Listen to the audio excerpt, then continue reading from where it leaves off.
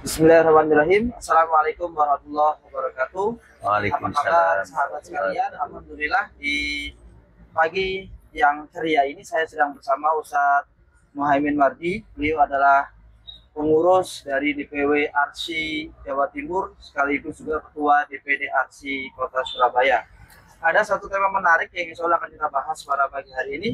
Sebelumnya kita sapa dulu. Assalamualaikum Ustadz. Waalaikumsalam warahmatullahi wabarakatuh. Gimana kabarnya Ustadz hari ini? Alhamdulillah seger, Alhamdulillah. ceria seperti baju antum. Jadi ada sebuah hal yang menarik Ustaz terkait masalah kesurupan ini Ustaz. Ya, Jadi di lapangan itu banyak sekali masyarakat yang belum percaya kalau kesurupan itu memang ada. Dan sementara kalau kita di dalam rukyah itu kita yakini sekali bahwasanya memang sebenarnya kesurupan seperti ini itu ada Ustaz. Nah, Ya. bagaimana nanti Ustaz menanggapi pandangan-pandangan dari masyarakat yang sampai detik hari ini itu banyak yang belum percaya dengan adanya kesurupan Ustaz. termasuk juga para dokter ya. Termasuk para dokter. Nah, ya. Gimana Ustaz? Baik. Assalamualaikum warahmatullahi wabarakatuh. Waalaikumsalam. Alhamdulillah wassalatu wassalamu ala rasulillah SAW.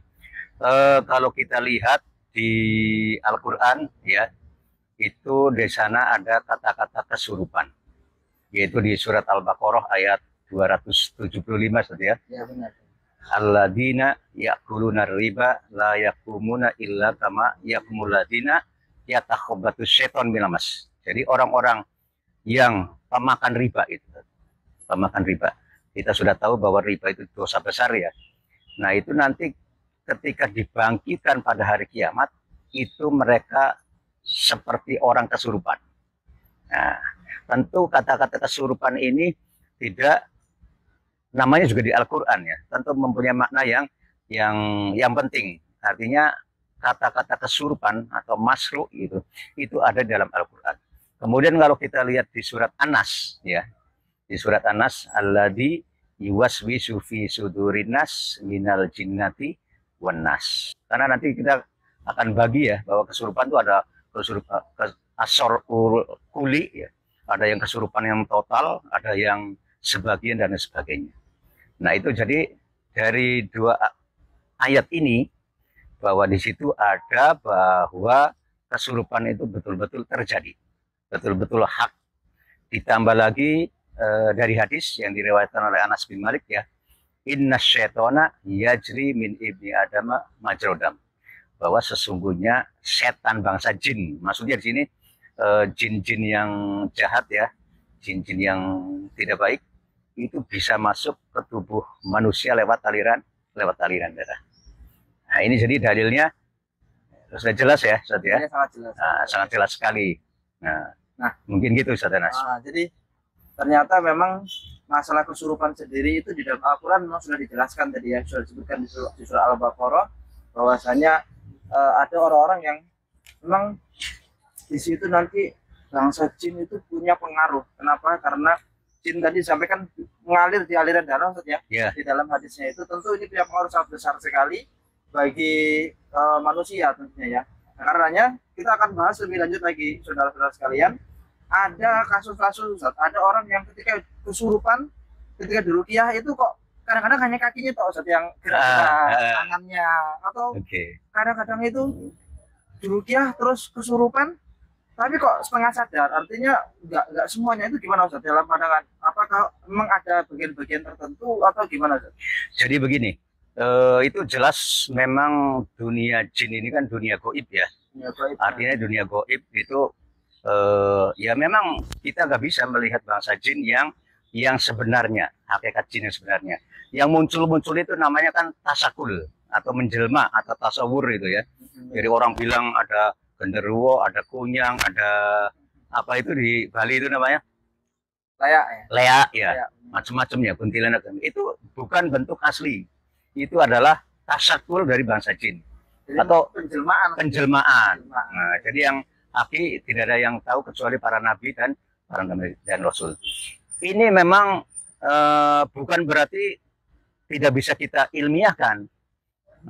Tidak misalnya jin itu secara empirik gitu ya, kelihatan secara nyata, itu tidak. Tapi bisa kita ilmiahkan. Kita terapis ruqyah saja yang kita sering di lapangan itu sudah kelihatan banget ya pasien-pasien kita itu ketika kita rukyah ada yang kesurupan. Ketika kesurupan itu lucunya kan ketika kesurupan ya ngomong gitu kan. Nah, unsur manusianya kan mendengar juga kan. Nah, mendengar jadi tapi dia tidak bisa dikendalikan, dia ngomong ke sini, wah ngoceh-ngoceh dan sebagainya. Nah, ini manusianya juga mendengar gitu, tapi dia tidak bisa mengendalikan, lost control gitu ya. Nah, ketika sudah sadar, iya ya, saya itu ngomong begini gitu. Tapi saya kok nggak sadar gitu lah. Nah, ini artinya ini fakta ya. Jadi nggak mungkin.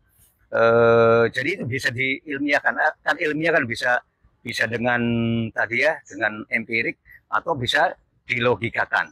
Nah, contoh yang lain kita sering sekali peruqyah itu ketika meruqyah kesurupannya itu misalnya orang Sunda berbahasa Jawa, ya orang Jawa berbahasa Sunda. Nah, ada lagi sampai berbahasa asing atau orang laki-laki yang kita ruqyah itu suara perempuan.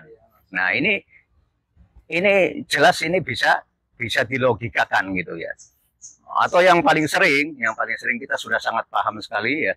Jadi terutama pasien-pasien yang sensitif itu ketika mau ketemu kita udah muntah-muntah. Ya, di jalan ya. Sudah ada reaksi duluan. Kemudian ada sudah datang, habis itu dia balik lagi. Ini saya kok beliau aneh ini dan sebagainya. Atau bahkan kita datang malah diuring-uring Ustaz. Nah, ngamuk-ngamuk. Ya, ngamuk-ngamuk gitu. Jadi itu jelas ya. Bahkan ada Ustaz. Jadi saya punya klien itu, punya pasien itu, saking sensitifnya jadi kalau mau ketemu saya tuh dia WA, Ustaz, saya mau silaturahmi. Loh, silaturahmi. Terus habis itu beberapa kali dia bahasanya begitu. Saya jawab, mau ruqyah tak? Dia nggak jawab. Terus ketika saya tanya kenapa kok nggak dijawab? Karena kalau saya nulis ruqyah itu sudah kesurupan. Nah, jadi gitu ya. Sampai segitunya. Oh, sering kita banyak sekali ya. Ada yang kita di pesantren ketika rapi itu kita bacakan ayat kursi, dia bisa ayat kursi padahal santri baru. Dan itu memang belum hafal. Setelah di ruqyah memang dia nggak hafal, tapi ketika kita ruqyah kita bacakan ayat-ayat, dia bisa kadang-kadang mendahului kita. Terus mungkin yang asing ketika kita membacakan Allahumma rabbana adhibil ba'sa isfian tasafi la shifaa illa shifauka shifaan la yughadiru sum. Ini belum dia kenal ya doa ini, tapi dia hafal. Nah ya, nah ini jadi sekaligus para tenaga-tenaga medis ya, terutama dokter-dokter, ini yang kita dapatkan di lapangan. Maka kalau kita sebutkan ada sekitar 7 atau 8 ciri-ciri beragam reaksi dari pasien. Bahkan ada teman saya di Malang itu kebetulan dia ibadahnya bagus ya, puasa Dawud dan sebagainya itu. Nah, ada pasien di rumah dia lewat itu muntah-muntah di rumah. Sampai begitu ya. Sampai begitu ya. Jadi menarik kan ya. Sangat sensitif sekali sebenarnya. Iya. Nah, kaitannya gini Ustaz, kan kadang-kadang ada orang punya pandangan gini. Oh, ini si A kesurupan. Kayak di sebuah sekolah kan.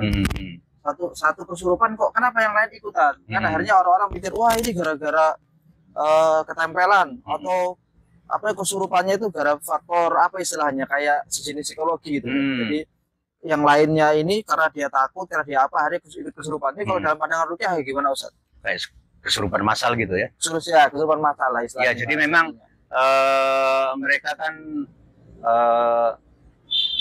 bikin sensasi ya bangsa jin itu kan. Jadi yang kesurupan satu karena melotot, karena suaranya gini dan sebagainya.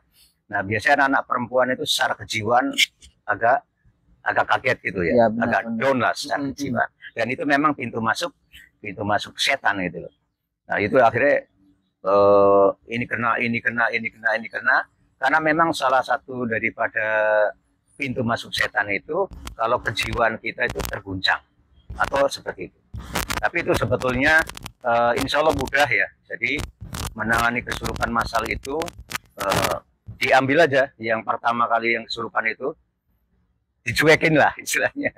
Masukin aja ke kamar, terus dicuekin, nanti yang lain-lain sembuh. Insya Allah kayak gitu. Bahkan ada yang agak ekstrim, teman saya itu dikasih cabai ya mulutnya, akhirnya dia sadar.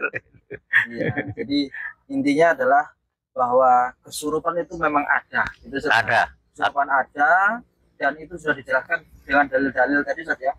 Dalil-dalil Dan fakta-fakta. Faktanya juga kita di lapangan, Masya Allah luar biasa ya. Jadi iman sekalian, dan sampai kemudian kita sebagai seorang beriman ya kan juga kaitannya masalah iman Ustaz ya. Betul. Kaitannya masalah iman, bahwasanya hal yang gaib itu memang perlu kita imani. Bahkan itu masuk dari rukun iman sebenarnya ya. Betul. Ini masuk dari rukun iman. Bahkan di Al-Quran, di Al-Baqarah di awal pun alladzina yu'minuna bil ghaib ini sangat jelas sekali. Sehingga harapannya ini teman-teman semuanya nanti setelah ini itu kemudian berubah ya. Berubah pola pikirnya, bahwasanya yang tadinya tidak percaya dengan hal-hal seperti itu ya kita harus percaya, harus iman. Karena sebagai seorang muslim ini menjadi tuntutan bagi kita semuanya. Dan tentu kira-kira gimana Ustaz? Ada tips mungkin 1 menit 2 menit Ustaz, terkait dengan bagaimana supaya kita itu jangan sampai kemudian kesurupan Ustaz, atau istilahnya jangan sampai ketempelan atau lain sebagainya Ustaz. Iya. Ada nggak kira-kira? Jadi istilah pembentengan ya. Pembentengan benar. Itu. Pembentengan Artinya supaya kita tidak kesurupan bangsa jin itu. Kalau kita lihat perintah-perintah syariat ya, itu kan disuruh berzikir kan yang banyak. Ya. Berzikir. Nah, kalau ya. sholat kan hanya 5 waktu, Ya, puasa Ramadan, dan Kamis. Tapi kalau zikir itu bahasa Al-Qur'annya zikron katsiro. Ya. Benar. Berzikirlah dengan zikir ya yang banyak. Di redaksi yang lain bukrotau wa asila, pagi dan petang. Nah, artinya kita tuh memang selayaknya sebagai seorang mukmin itu, ini terutama kalau Timur Tengah kan orang terbiasa zikir itu, subhanallah, alhamdulillah, wallahu akbar gitu, kayak gitu ya. Nah, dan itu bisa kita lakukan ketika berdiri, ketika duduk, ketika terlentang. Orang-orang yang mau sakit itu ya, yang mau meninggal, itu kan bisa berzikir itu ya. Atau ketika kita macet di jalanan, atau kita sambil masak dan lain sebagainya, zikir itu bisa. Itu sudah pembentengan yang luar biasa. Nah, jadi jangan sampai pikiran itu kosong. Nah, benar. Itu dengan itu sudah luar biasa. Jadi fungsinya adalah gimana caranya supaya ibadah tetap terjaga Ustaz ya. Ibadah terjaga artinya yang wajib dilakukan, kemudian ditambah dengan zikir-zikir tadi, sehingga kita itu tetap ingat kepada Allah. Ingat kepada Allah. Yang akhirnya dengan begitu nggak ada celah bagi setan untuk mengganggu, untuk masuk gitu saja. Baik, Masya Allah, barakallah. Jadi itu tadi mungkin ya, ditambahin sedikit, tambahin dikit. Jadi walaupun kesurupan itu ada ya, secara logika ada, bisa dinarasikan, secara keimanan juga kita harus yakin ya, bahwa memang ada yang namanya jin itu. Buktinya ada surat Al-Jin ya, si surat 72. Terus kalau ini pemirsa ini umroh atau haji, nanti bisa dilihat ada masjid Al-Jin ya. Redaksi sangat banyak sekali, ya ma'sarul jinni wal insi, banyak sekali itu. Jadi kita tidak mengimani satu ayat saja dari Al-Quran, maka kita akan rusak keimanan kita. Nah, itu kita pandangan seorang muslim ya. Jadi jangan sampai terpengaruh dengan ilmiah, terpengaruh dengan sekularisme, bahwa itu goib, bahwa itu tidak bisa dibuktikan.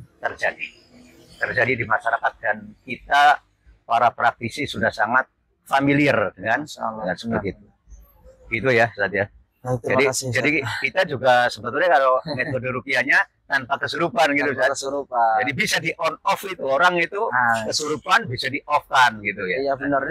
Ini ada hal yang menarik pemirsa sekalian. Jadi kita punya sebuah metode ruqyah tanpa kesurupan. Kalau bahasanya beliau tadi bisa di on off kan, ini hanya istilah ya, jadi jangan gagal paham. Dan insya Allah akan kita bahas di sesi selanjutnya. Untuk sesi ini kita tarik satu benang merah, yaitu bahwasanya yang namanya kesurupan itu ada, dan itu jelas dalam Al-Quran. Karena bangsa jin juga itu ada yang perlu kita imani. Dan tentu kita juga berharap kepada Allah SWT agar kita senantiasa terlindung dari gangguan setan, sehingga nanti kita tidak mengalami hal-hal yang salah satunya adalah kesurupan tadi. Terima kasih buat pemirsa sekalian, mudah-mudahan berkah dan bermanfaat. Dari saya terima kasih Ustaz sudah menemani di bincang-bincang rukyah pada hari Alhamdulillah. ini. Insya Allah kita akhiri. Assalamualaikum warahmatullahi wabarakatuh. Waalaikumsalam warahmatullahi wabarakatuh.